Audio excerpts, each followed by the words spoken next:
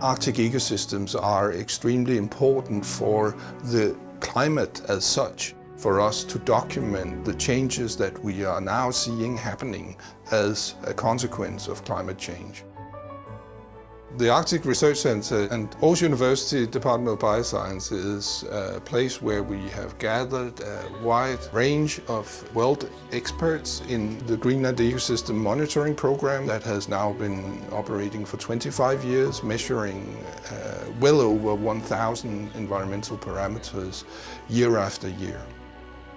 We are investigating the impacts of climate change on ecosystem through our monitoring of the dynamics in the ecosystems. And we are seeing changes. We are seeing changes relating to temperature, permafrost thaw.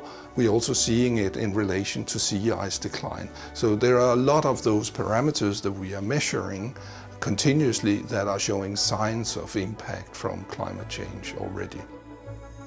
I'm interested in understanding the link between physical changes, chemical and biological changes in the ocean. We don't know very much on what happens in the currents around Greenland. So what we're trying to find out there is actually what is the water masses and how does it fit into the more global picture.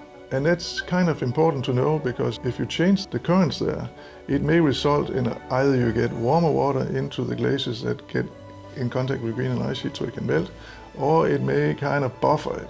So we are developing equipment that we can leave out there for a whole year and then transmit the data directly into our computers and then take out the data. I combine 3 different methods, you can say, sort of traditional community-based functional ecology. We look at which species are in an area, how much do they cover, and how do they interact with each other. The second approach is dendroecological approach, where we dig out the shrubs, we cut them over and we count how old they are and assess variation in cell sizes. But for understanding the magnitude of these changes, we need other tools. So there we are using drones, the newest technology on sensors and satellites to upscale the local information across the landscape. And when we have upscaled that across the landscape, we can start building models that tells us something about what would be the potential changes into the future. In the case of my work, we are mainly focusing on the top of the ecosystem because we are dealing with relations in climate change, but also the effect of the contaminants in these top predators. The major goal is to reduce the contaminant loads of these animals. So we're investigating the exposure, which eventually gets into the Inuit population. And in the cases where we can document that these substances are increasing, that they're biomagnifying, and that they have a health effect, then we are in dialogue with conventions like the Stockholm Convention, trying to mitigate these substances on the international level so that the entire world's population get a lower exposure of these various contaminants. But we can talk about that this region actually has an early action warning because we have so high concentrations. In the Arctic, a number of sort of ecological processes is going at a slower pace because of the cold climate, because of the darkness during winter, because of the ice cover, and that makes the Arctic ecosystems often more sensitive, but also sensitive in a different way than in more temperate areas. And we're looking into that so we can help by research to predict what's going on when you have industrial development in the Arctic.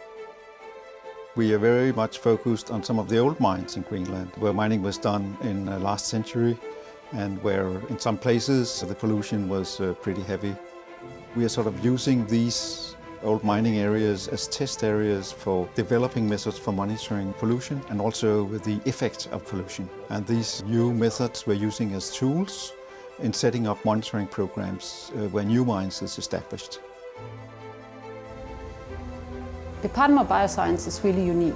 We are embedded in this network of scientists. We have the knowledge on all compartments of ecosystems, the bios, the geos, the cryosphere, and we have knowledge on the new technologies, the skills to apply them and understand the changes. We are working more and more in multidisciplinary projects, where we're also working together with anthropologists and socio-economic people. And we are also increasingly working together with local stakeholders.